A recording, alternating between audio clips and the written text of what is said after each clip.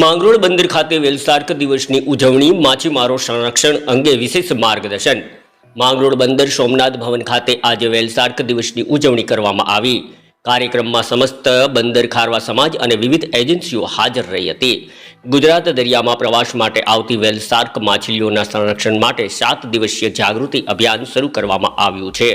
માછીમારોને માહિતી આપવામાં આવી કે જો વેલ શાર્ક જાળમાં ફસાય તો તેને સંપૂર્ણ કાળજીપૂર્વક મુક્ત કરવી જોઈએ. અગાઉ પણ અનેક માછીમારો દ્વારા પોતાની જાળને કાપી નુકસાની સહન કરીને વેલ શાર્કને નવજીવન આપવાના પ્રસંગો પણ સામે આવ્યા હતા. આ અભિયાન દ્વારા દરિયાઈ જીવ સંરક્ષણ અને જનજાગૃતિ ફેલાવવાનો સંકલ્પ લેવામાં આવ્યો હતો. Bureau report Nitin Parmar, Junagadh Mangrol.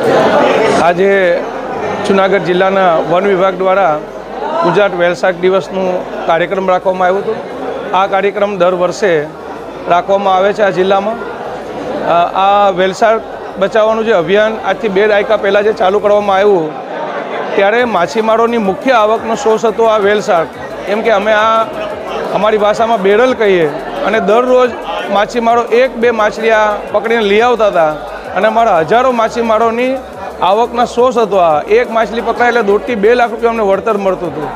એવા સમયમાં ગુજરાત સરકાર અને ભારત સરકારના વન વિભાગ દ્વારા માછીમારોને આ માછલી ના મારવા માટે અપીલ કરવામાં આવી, સૂચનાઓ કરવામાં આવી અને એ લોકોને આ વન વિભાગ દ્વારા આ માછલી આપણા દરિયાની શોભા છે અને રાષ્ટ્રીય પ્રાણી છે. છેલ્લા 2 દાયકાથી માછીમારો એની મુખ્ય આવક છે એ બંધ કરી આ માછલીને બચાવવાનો અભિયાનમાં જોડાયા છે.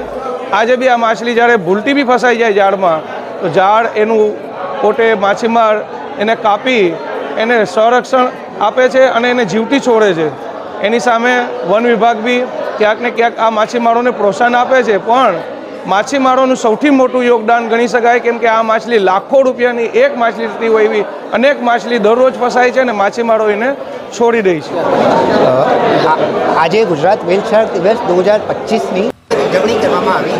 આમાં ગુજરાત વન વિભાગ, કોસ્ટગાર્ડના પ્રતિનિધિ, કેમિકલ પ્રતિનિધિ, WTIના પ્રતિનિધિ તથા સાગર ખેડૂત સમાજના પ્રતિનિધિ આમાં હાજર રહ્યા તથા જો છેલ્લા 2 દાયકામાં સંયુક્ત અભિયાન દ્વારા કુલ 1000 વેલ શાર્કનું અમારા દ્વારા રેસ્ક્યુ કરવામાં આવ્યું છે અને 1,26,00,000 જેટલો વળતર પણ સાગર ખેડૂતોને આપવામાં આવ્યું છે.